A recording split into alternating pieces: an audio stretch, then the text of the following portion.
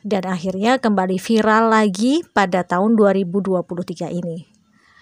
Mbah Jum seorang tunanetra yang berprofesi sebagai pedagang tempe. Setiap pagi, beliau dibonceng cucunya ke pasar untuk berjualan tempe. Sesampainya di pasar, tempe segera digelar. Sambil menunggu pembeli datang, di saat pedagang lain sibuk menghitung uang dan ngerumpi dengan sesama pedagang, Mbah Jum selalu bersenandung sholawat. Cucunya meninggalkan Mbah Jum sebentar karena ia juga bekerja sebagai kuli panggul di pasar itu. 2 jam kemudian cucunya datang kembali untuk mengantar si mbahnya pulang ke rumah. Tidak sampai 2 jam dagangan tempe Mbah Jum sudah habis ludes. Mbah Jum selalu pulang paling awal dibanding pedagang lainnya. Sebelum pulang, Mbah Jum selalu meminta cucunya menghitung uang hasil dagangannya dulu. Bila cucunya menyebut angka lebih dari Rp50.000, Mbah Jum selalu minta cucunya mampir ke masjid untuk memasukkan uang lebihnya itu ke kotak amal. Saat saya tanya, kenapa begitu? Karena kata Simbah, modal Simbah bikin tempe cuma 20.000, harusnya Simbah paling banyak dapatnya ya 50.000. Kalau sampai lebih berarti itu punyanya Gusti Allah, harus dikembalikan lagi. Lah, rumahnya Gusti Allah kan di masjid, Mbak. Makanya kalau dapat lebih dari 50.000, saya diminta Simbah masukin uang lebihnya ke masjid. Loh, kalau sampai lebih dari 50.000 itu kan hak Simbah. Kan artinya Simbah saat itu bawa tempe lebih banyak toh? Tanya aku lagi. Enggak, Mbak. Simbah itu tiap hari bawa tempenya enggak berubah-ubah. Jumlahnya sama. Cucunya kembali menjelaskan pada saya. Tapi kenapa hasil penjualan Simbah bisa berbeda-beda? Tanya saya lagi. Begini, Mbak.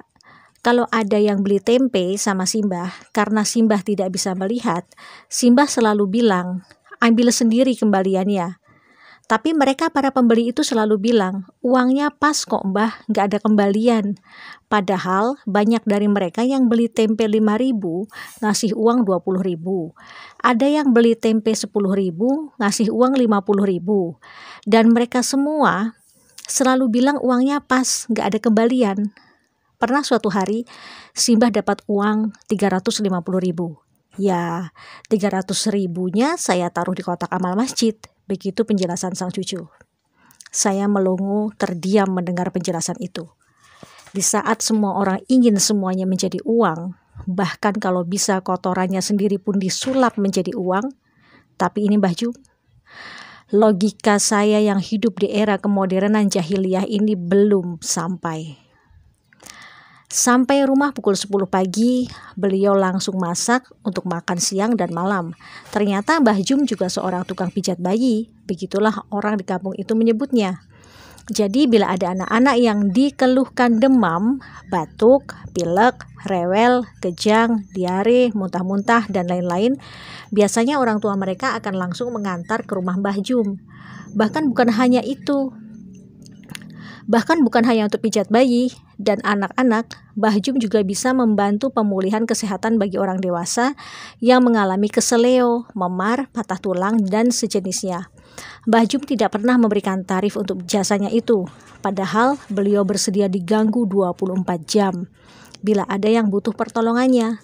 Bahkan bila ada yang memberikan imbalan untuk jasanya itu, ia selalu masukkan lagi 100% ke kotak amal masjid. Iya, 100%. Anda kaget? Sama, saya juga kaget. Ketika saya kembali bertanya, kenapa harus semuanya dimasukkan ke kotak amal? Mbah Jum memberi penjelasan sambil tersenyum. Kula niki sakjane mboten pinter mijet.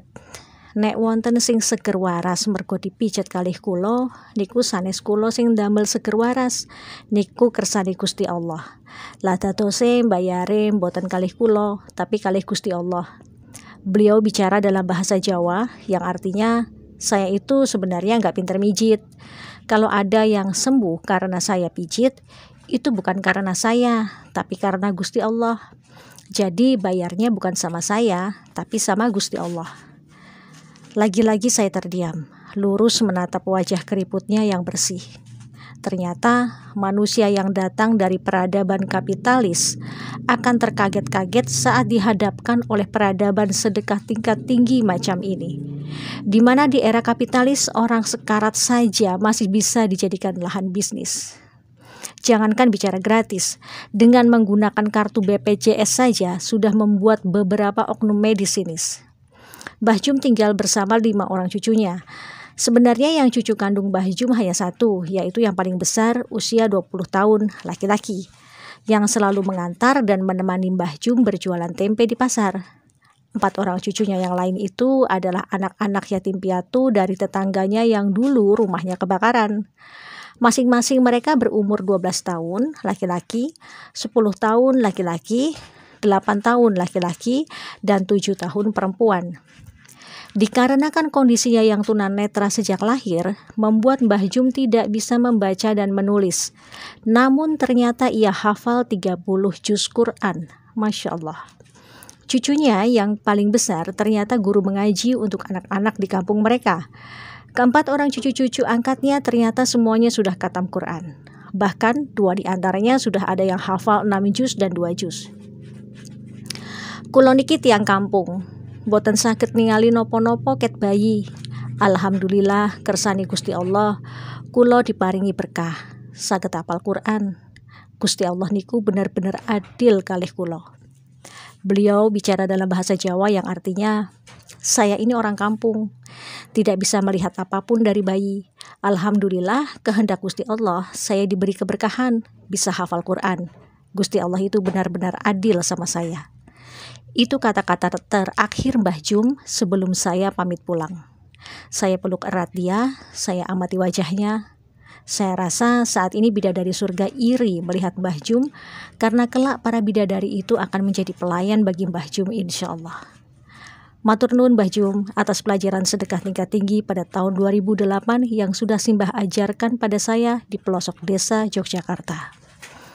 Saya Irena Rajiman. Wassalamualaikum warahmatullahi wabarakatuh.